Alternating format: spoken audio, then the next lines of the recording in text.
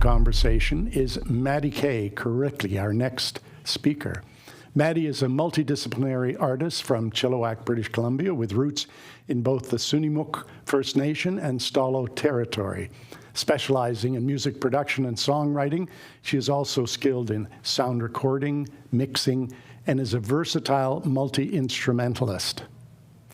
Through her music, Maddi seeks to forge a new path for future generations, breaking free from conventional methods of thought and self-expression while honoring the strength of her Indigenous heritage.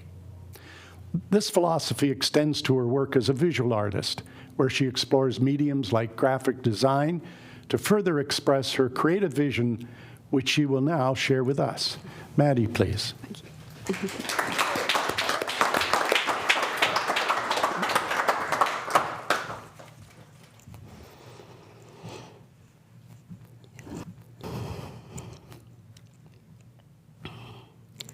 The story of creativity is like a fire, sometimes steady, sometimes wavering, but always burning with potential.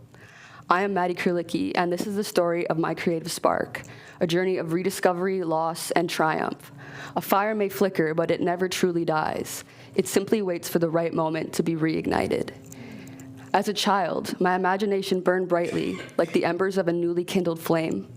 I would play with my toys, crayons, and instruments, inventing entire worlds. My creativity flowed freely like molten lava, shaping itself into new forms. I was never without fire. Every day felt like an adventure, fueled by that internal spark. My grandmother was the steady flame that nurtured my creativity.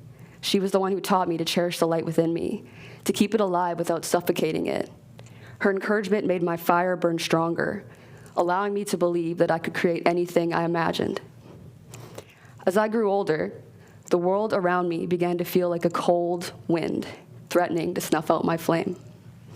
Society told me to follow a logical path, and I began to ignore the burning emotional desires that once lit my way.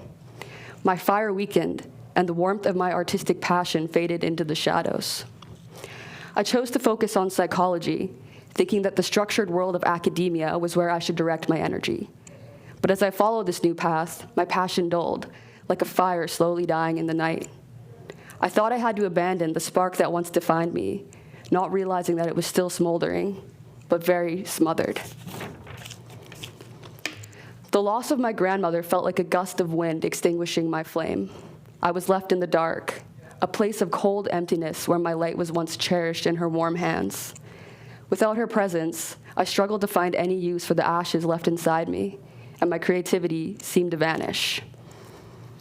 University felt like breathing in dense, heavy smoke, a tipped-over candle that burnt down the entire foundation of my life. I sunk into a depression, and without my spark, I couldn't find my way. I pushed down my emotions, burying them deeper with each passing day, until I could no longer tell where I ended and darkness began. I was lost in a dim, frigid room with a deep wound of pain in my chest. But in the ashes of my former reality, there was still a faint glow in the corner of my dorm room, my guitar. It was an invisible string of light connected to my heart, the only part of my childhood that hadn't been extinguished.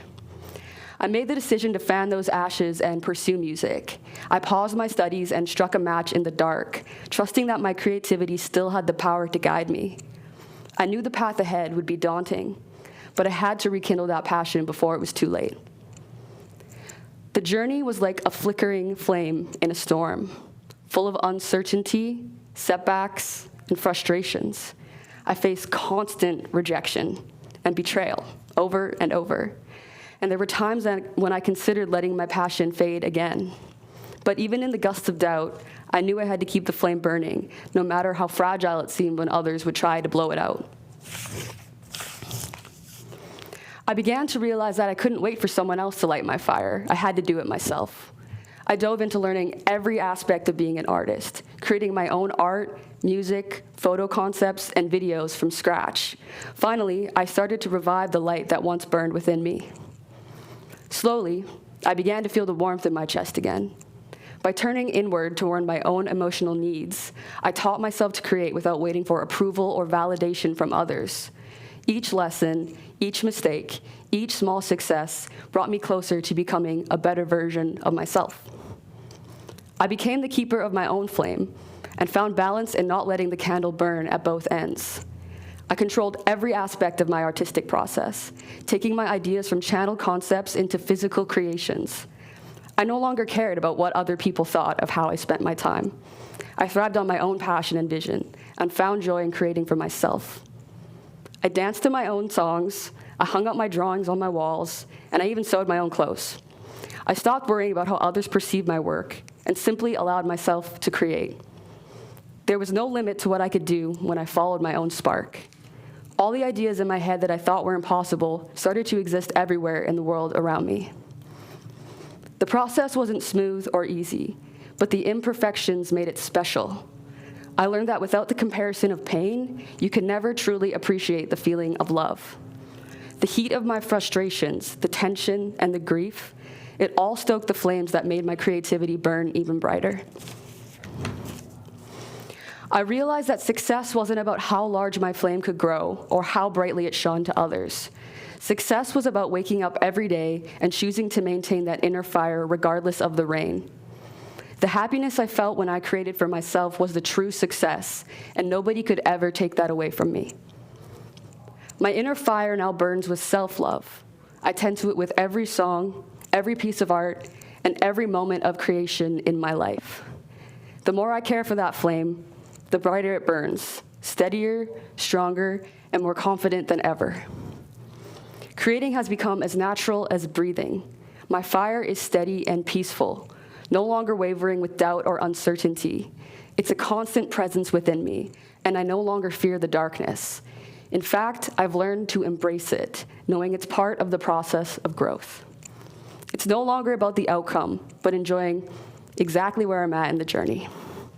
Although the future will always remain uncertain, I trust that no matter where I go, my fire will forever light the way. I'll carry it with me, passing the torch to those who have lost theirs along the path. No longer in need of constant protection, its flame remains eternal as it's shared with others. The creative spark is always within you, even in the darkest times. Sometimes it flickers, but it can never truly die. All you need to do is find it, nurture it, and let it burn.